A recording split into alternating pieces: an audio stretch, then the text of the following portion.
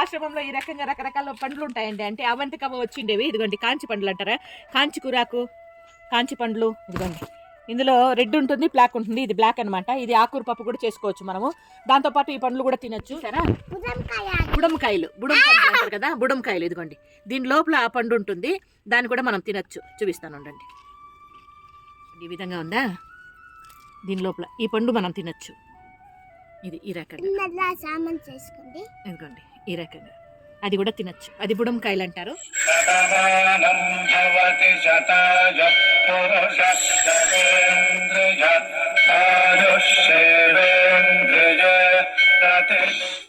శతం జీవ శరదో వర్ధమాన ఇత్యభినిగమో భవతి శతమితి శతం దీర్ఘమాయుః మరుతయేనావర్ధయంతి శతమేనమేవ శతాత్మానం భవతి శతమనంతం భవతి శతమైశ్వర్యం భవతి శతమితి శతం దీర్ఘమాయుః.